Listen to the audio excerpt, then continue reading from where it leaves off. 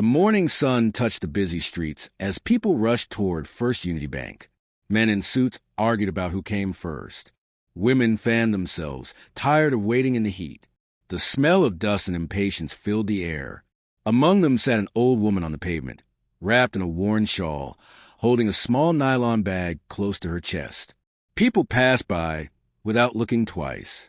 Some pointed and laughed quietly, wondering why such a woman would even come near a bank. When the doors finally opened, everyone pushed forward. The bank manager shouted for order, her voice lost in the noise. The old woman stood slowly, using her stick for support, and walked toward the door. Before she could step inside, the security guard blocked her path. He looked at her torn slippers, her tired eyes, and the nylon bag that looked too light to hold anything valuable. He told her politely at first, then firmly, that the bank was not a place for beggars. She lifted her head slowly and said she wasn't here to beg. She said she came to withdraw money. People standing nearby laughed. Some even took out their phones, pretending to record. The manager came out, frowning, wondering what the commotion was about. The old woman spoke again, saying her name softly, Madame Grace Oladipo, and that she had an account in the bank. The manager asked for her ATM card, her ID, or at least her passbook. The woman said they were stolen long ago, but that her name would still be in the system. The laughter grew louder. One young man said even he had more chance of being a millionaire than her having a bank account. The old woman didn't argue. She only asked to see the manager privately. But instead of being heard, she was pushed aside, told to leave so others could do real business. She nearly fell, but a young bank intern rushed to hold her. The guard tried to stop her, but she insisted on helping. She gave the old woman a bottle of water and helped her sit under a nearby tree. The old woman thanked her gently, saying she was used to such treatment. Then she looked at the young woman and told her something strange, that not everything old is worthless. The girl smiled shyly, unsure what she meant. The old woman opened her bag, revealing a few worn-out papers, a faded bank certificate, and a small golden locket. She touched them like treasures. The young girl wanted to ask more, but her supervisor called her back. She looked at the old woman one last time before walking away. The old woman remained there, silent, watching the bank as if it was part of her. Her eyes carried stories no one cared to hear. And while everyone around her hurried through their lives, none of them realized that the woman they just mocked had once built the very foundation they now stood on. The one they called a beggar was once the owner of half the city's wealth. But fate had hidden her crown, waiting for the right moment to shine again. The day grew warmer, and the noise inside the bank only got louder. Customers complained, printers beeped, and tellers counted cash endlessly. Through the glass doors, the old woman still sat outside, quiet and still, as if time moved slower for her. Inside, the young intern couldn't stop thinking about her. Something about that old woman's calmness didn't feel ordinary. While others saw weakness, she had seen something else. Dignity, the kind that doesn't fade even in rags. When her supervisor wasn't looking, she stepped outside again. The old woman was feeding crumbs of bread to pigeons, her hands trembling slightly, but her eyes glowing with peace. The girl asked gently if she could see those papers again. The woman nodded and opened her nylon bag carefully, pulling out brown, aging documents. The papers looked ancient, their corners torn, the ink faded, but one name stood out clearly, Oladipo Holdings Limited. The girl froze for a moment, recognizing the name. It was the same name carved on an abandoned building across the street. She had always wondered about that place. The old woman smiled faintly and said her late husband had registered that company decades ago. They had owned several estates, factories, and even lands where some of the city's biggest banks now stood. Her husband had died suddenly, and everything changed. She spoke with sadness in her voice, but without bitterness. His relatives had taken everything. They forged her signatures, sold properties, and drove her out. Lawyers turned their backs when the bribes came. She had gone from the head of a company to sleeping on the street. The girl's eyes filled with pity. She asked why the woman never fought back. The woman replied softly that she did. But when the powerful want something, truth becomes silent. She said she had learned to let time fight for her. At that moment, a black SUV stopped in front of the bank. A loud young man stepped out, wearing gold chains and shouting on his phone. He ignored the old woman sitting by the road, almost stepping on her bag. When she told him to be careful, he looked at her with irritation and told her to move aside. He walked straight into the bank, and the guard rushed to open the door for him. Inside, everyone greeted him with respect. He was the son of a real estate tycoon, and the bank manager herself came out to shake his hand. He came to confirm a large transaction, $800 million transferred for the purchase of a property. He laughed loudly, boasting that his father's company had finally acquired the old Oladipo estate. He said it was a victory over the weak who couldn't keep their fortune. The young intern overheard and froze. The old Oladipo estate. That was the same name on the woman's documents. Her heart pounded. Later, during her short break, she ran back outside. The old woman was still sitting under the tree, humming softly as if she already knew what was happening. The girl told her everything about the man, the property, the huge transfer. The old woman listened quietly, her face unreadable. Then she smiled a little and said it wasn't the first time people tried to take what didn't belong to them. She still had the original deed of ownership, signed and sealed long before the forgeries began. The girl's eyes widened as the woman brought out a folded yellow document, protected like treasure. The paper was old but clear, bearing a government seal and her husband's signature. The girl told her she could take it to court, that she could win back everything. But the old woman shook her head slowly. She said timing mattered more than revenge. She wanted everyone who mocked her to see her truth with their own eyes, not through lawyers, but through life itself. Evening came, and the bank lights flickered as the staff closed up. The girl carried some bread and tea to the old woman, begging her to eat. The old woman smiled and thanked her gently, blessing her for her kindness. She told her not to lose her compassion, no matter how cruel the world became. She said the kind heart of one person could sometimes change the destiny of many. The girl promised she would come early the next morning to help her find a way to prove who she was. The old woman nodded slowly, her eyes glistening in the dim streetlight. She looked at the glowing sign of the bank that once stood on her land, her reflection faintly visible in the glass. She whispered softly that some crowns don't shine on the head. They shine in silence, waiting for the right time to rise again. And as the night breeze swept through the street, she sat there quietly, holding on to her old papers, her memories, and her faith. The city around her moved on, unaware that the woman under that flickering light was once its hidden queen, and by morning her story would begin to shake the ground beneath them all. The next morning arrived with the calm before a storm. The sky was cloudy, and the city seemed quieter than usual. The young intern woke up earlier than she ever had, her mind restless from everything she had heard the previous day. She kept seeing the old woman's gentle face in her thoughts, that mix of sorrow and strength that didn't belong to an ordinary person. When she got to the bank, the doors were still locked. She waited near the gate, scanning the street. The vendors were just setting up their stalls, and taxis honked in the distance. Then, from across the road, she saw her. The old woman walked slowly, leaning on her stick, the same shawl wrapped around her shoulders. But this morning, there was something different about her. Her steps were steady, her eyes calm but determined. As she approached, the young intern ran to help her. The woman smiled softly, thanking her but saying she could manage. She stopped in front of the bank gate and looked at the sign for a long moment, as if studying it for the last time. When the doors opened, the usual rush began again. The same faces were there, the same people who had mocked her. The same guard at the entrance frowned when he saw her. He told her she wasn't allowed inside. But this time she didn't move away. She stood her ground, lifting her chin slightly. Her voice was firm, quiet but commanding. She said she wanted to see the manager, and that this time she wouldn't leave until she did.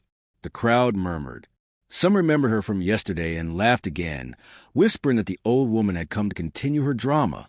But one man near the back of the line noticed something odd. Her shawl had shifted, revealing a delicate golden chain around her neck, not something a beggar usually wore. Inside, The manager was already meeting with the arrogant young man from the day before, Deji, who had returned to check the property documents his father's company had just finalized. They were both smiling until the security guard walked in to report that the old woman was back. The manager sighed loudly, irritated that this embarrassment had returned. She ordered the guard to remove her quietly before customers started recording.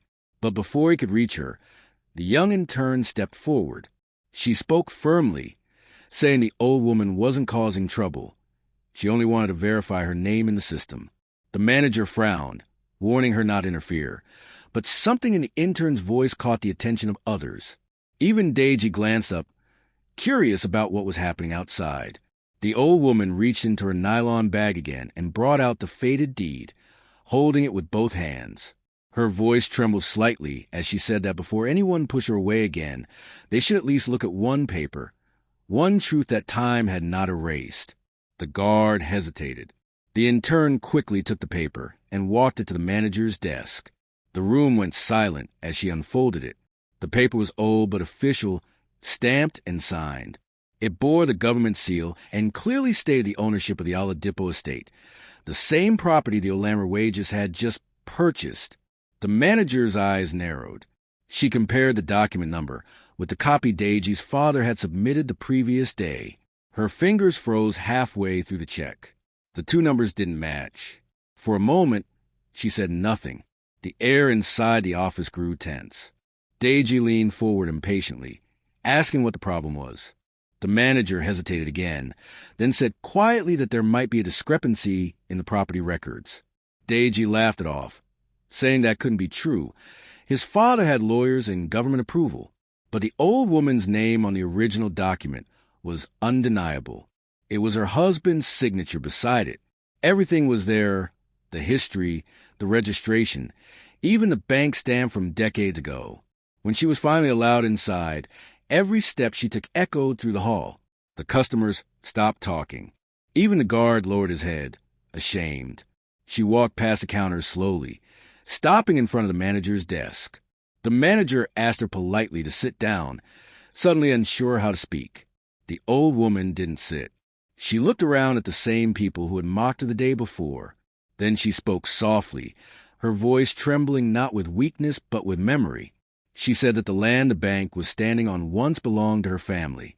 She said that long ago, her husband built their first business there, Oladipo Holdings, before sickness took him and greed consumed those around her. She said she had walked through those same doors years ago as a client, not as a beggar. And when they lost everything, no one remembered her name. The room was silent. Even Deji looked uncomfortable now. The old woman turned to him and said that his father was once her husband's apprentice, a man who had learned business under their roof. The revelation shocked everyone. Deji stared, speechless. The manager asked what she wanted now. The old woman replied calmly that she wanted nothing from them, only justice. She said the papers Deji's father used were forgeries and that she kept the originals for years, waiting for the right moment. The manager stood up, promising to contact the legal department immediately. But before she could, two men in suits walked in. They introduced themselves as officials from the Central Property Commission. They had received an anonymous report earlier that morning about the same estate being sold under false documents. Everyone turned to the young intern, who quietly looked away. She had sent the documents the night before, hoping to help the old woman without telling anyone. The officials examined the papers and confirmed that the old woman's document was genuine. The forged one would be investigated, and all transactions were to be suspended immediately. Deji's face turned pale. He tried calling his father, but the officials stopped him. They warned that any interference would be treated as obstruction. The old woman closed her bag slowly. The young intern came closer, holding her hand gently. The woman smiled faintly, thanking her for believing when no one else did. Before leaving, she turned back one last time. She told the manager that wealth and poverty are both tests of the heart, and that those who fail in kindness fail in life. She said the world had taken everything from her once, but never her dignity, never her faith. She walked out of the bank quietly, her stick tapping against the tile floor. No one laughed this time. Every person in that hall stood in silence, watching her go, realizing they had mocked the very woman whose name had built half their city. Outside, the sky began to clear. The sun broke through the clouds, lighting the street where she walked. The young intern followed her to the edge of the road, promising to visit her and help with the next steps. The old woman nodded, saying softly that everything would fall into place. She said that when truth wakes up, lies have nowhere left to hide. And as she disappeared slowly into the busy street, the bank doors closed behind her, not as a beggar leaving empty-handed, but as a queen reclaiming her crown piece by piece. The news spread like wildfire. By noon, whispers filled the bank, and by evening, it was all over the city. An old homeless woman had walked into a major bank and shaken the foundation of one of the richest families in town.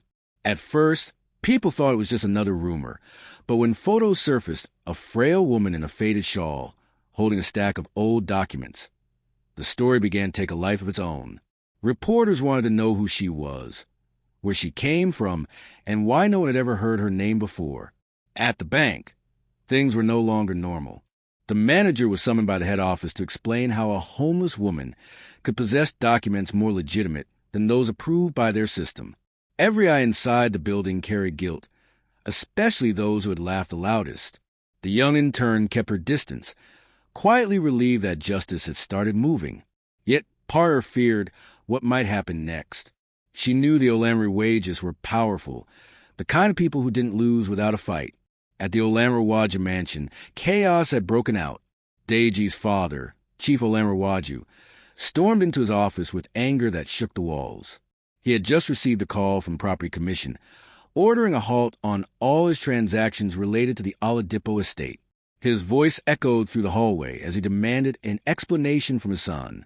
Deji stood there speechless, sweat forming on his forehead. He tried to explain what happened at the bank, how an old woman suddenly appeared claiming ownership, but the more he spoke, the more furious his father became. Chief Olamri slammed his hand on the table and shouted that the name Oladipo should never have returned his life. Then he paused, realizing his son was staring at him in confusion. The old man sank slowly into his chair, his expression changing from anger to unease.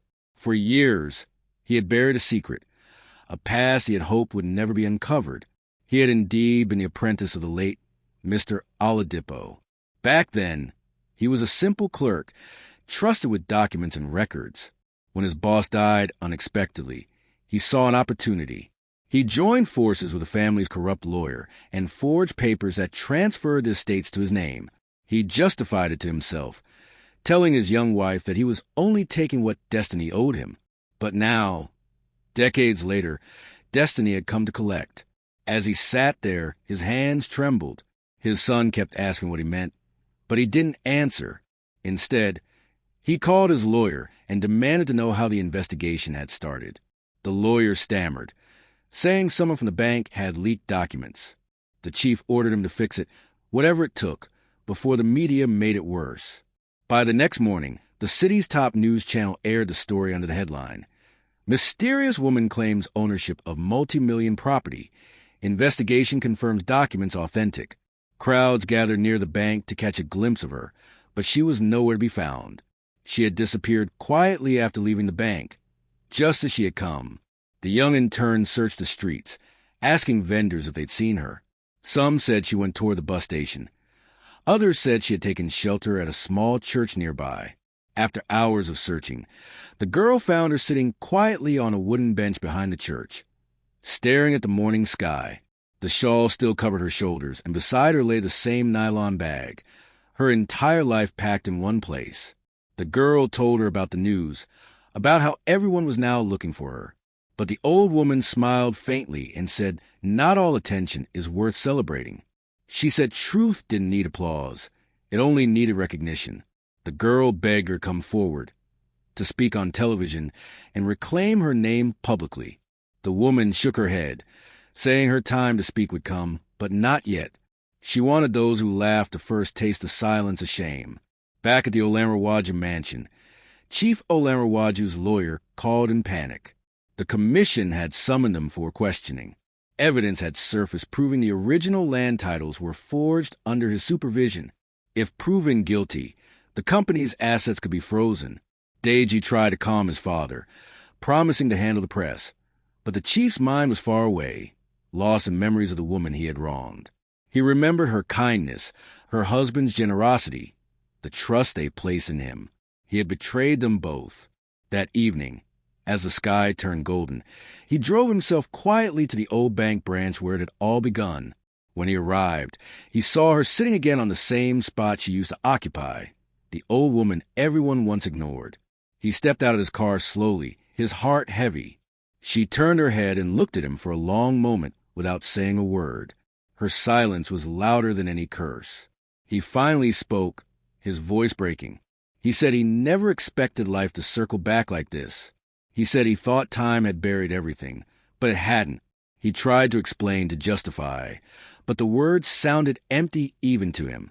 The old woman listened quietly, her expression calm but unreadable. When he finished, she told him she had already forgiven him years ago. Not because he deserved it, but because hate would have destroyed what was left of her peace. He broke down in tears, falling to his knees beside her. She told him to stand. She said the real punishment was not in losing wealth, but in living long enough to face the truth. She told him she didn't need his money. What she wanted was for him to restore her husband's name, to make sure every property that bore his title was corrected in the records. She wanted the world to remember that there was once a man named Oladipo who built with honesty. The chief nodded, trembling, promising to fix it all. For the first time in years, the old woman smiled, not out of victory, but relief. She said destiny had taken its time, but it never forgot. Later that week, the Property Commission announced its findings publicly.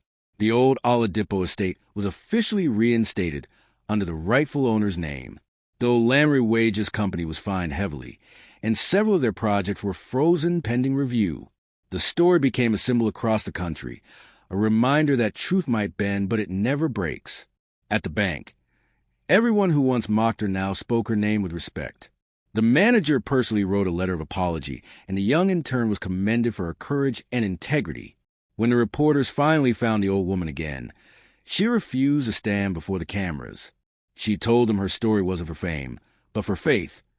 Faith that no matter how forgotten you become, your name still carries power when it's tied to truth.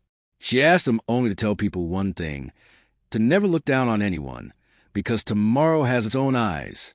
As the cameras turned away, she sat once again under the tree near the bank, the same place where she was once pushed aside. But now, the same guard who had insulted her brought her a chair and water with both hands shaking. She thanked him kindly, smiling with the same calm grace. And as the breeze brushed through her gray hair, she whispered softly that life is a wheel. Today's laughter may become tomorrow's lesson. Weeks passed, and the story of the old woman became more than just news. It became a movement. Newspapers called it a hidden billionaire, and radio stations across the country told her story every morning. Some called her a miracle, others called her a mystery. But to those who met her, she was simply known as Mama Grace. The once forgotten woman was now the talk of the nation. Yet, even with all the attention, she chose a life of quiet simplicity. She refused interviews, avoided cameras, and spent her mornings feeding children in the churchyard.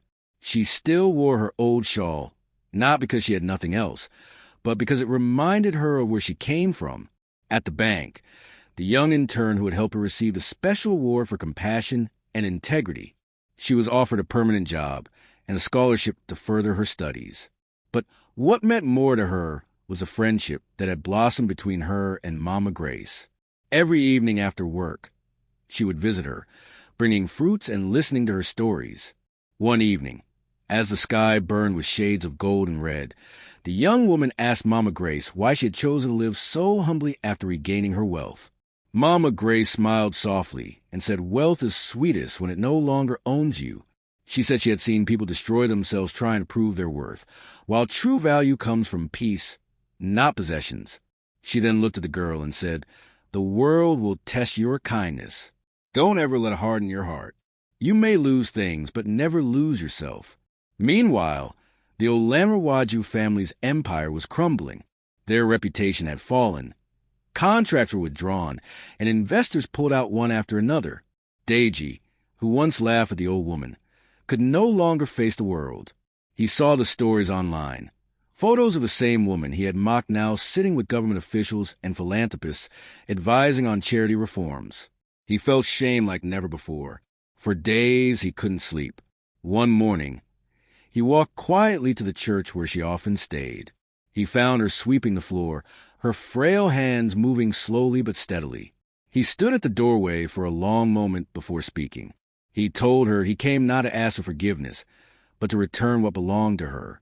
From his pocket, he brought out the golden locket she once carried.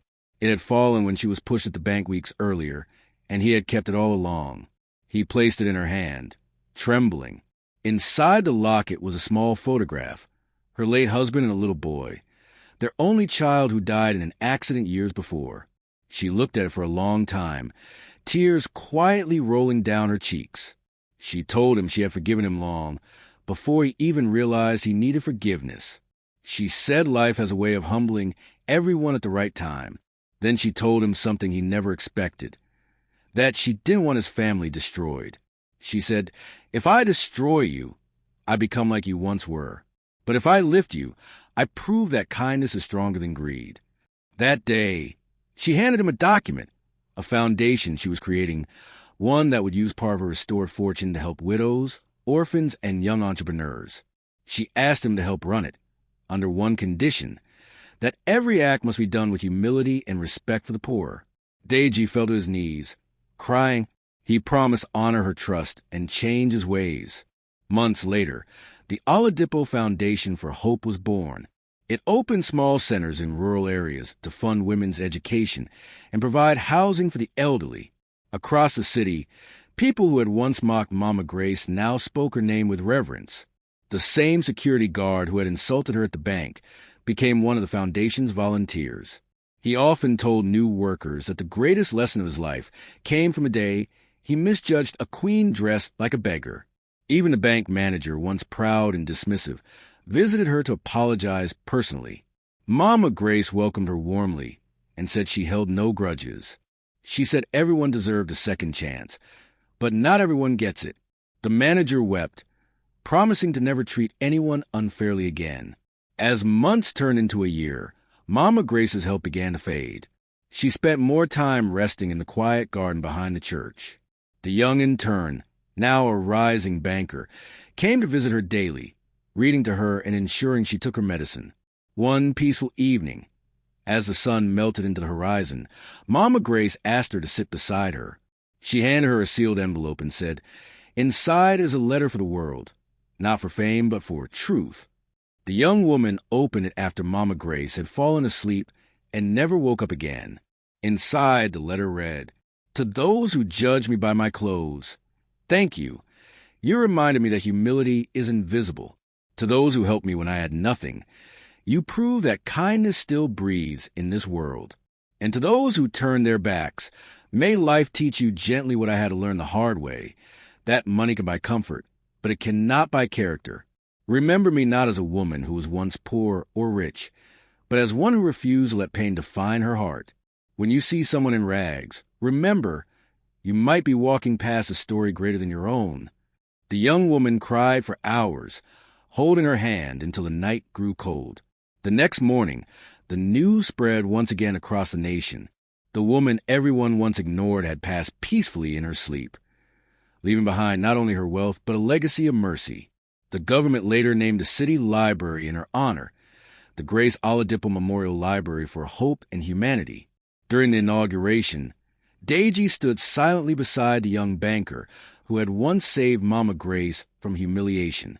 Together they unveiled a statue of her, not dressed as a queen, but as she truly was in her shawl, holding a small locket to her chest. As people bowed their heads in respect, the young woman whispered softly, "You taught us that real riches live in the heart." A gentle breeze passed through the crowd as if she were there, smiling once more. And somewhere beyond the reach of pain and time, Mama Grace rested in peace. Her story etched forever in the hearts of those who learned that the one you ignore today may be the angel sent to test your soul.